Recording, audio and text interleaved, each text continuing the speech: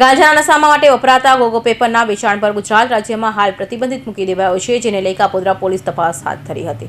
યુવાનોના નશાની આદત રોકવા માટે રાજ્ય સરકાર દ્વારા મહત્વનો નિર્ણય લેવાયો છે. રોલિંગ પેપર, ગોગો, સ્મોકિંગ કોન અને પરફેક્ટ રોલ જેવી વસ્તુઓ પર પ્રતિબંધ મૂકવામાં આવ્યો છે.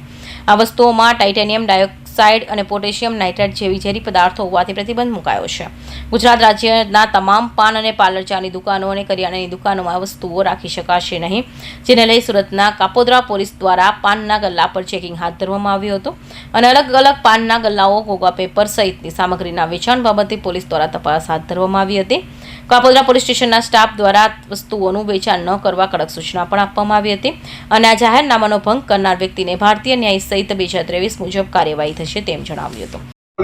આજ રોજ કાપોદ્રા પોલીસ સ્ટેશન વિસ્તારમાં આવેલ લારી ગલ્લાઓ તથા પાન માવાની દુકાનો અને કોઈ માદક પદાર્થો જે રાખતા હોય અને વેચતા હોય અને માદક પદાર્થો પીવા માટે ઉપયોગમાં લેવાતા ગોગો પેપર અને ફોઇલ પેપરના ઉપયોગ અંગે કાપોદ્રા પોલીસ સ્ટેશનની તમામ પાનના ગલ્લાઓ અને શંકાસ્પદ દુકાનો ચેકિંગની કામગીરી હાથ ધરવામાં આવેલ.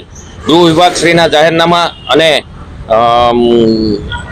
સીપી સરની સૂચના અનુસંધાને આ કાર્યવાહી કાપોદ્રા પોલીસ સ્ટેશન વિસ્તારમાં સતત આજ આખા દિવસ કાર્યવાહી કરવામાં આવશે. આ બાબતે તમામ લારી ગલ્લા ધારકોને સમજ કરવામાં આવશે કે આવા પ્રતિબંધિત કોઈ ઉપયોગમાં લેવાતી ગોગો પેપર્સ કે ફોઇલ પેપર વેચાણ કરવું નહીં અને જો મળી આવશે તો તેઓ વિરુદ્ધ કાયદેસરની કાર્યવાહી કરી ગુનાઓ દાખલ કરવામાં આવશે. જે બાબતે આજે કાપોદ્રા પોલીસ સ્ટેશન વિસ્તારના તમામ લારી ગલ્લાઓ અને શંકાસ્પદ દુકાનો ચેકિંગની કામગીરી હાથ ધરવામાં આવેલ છે.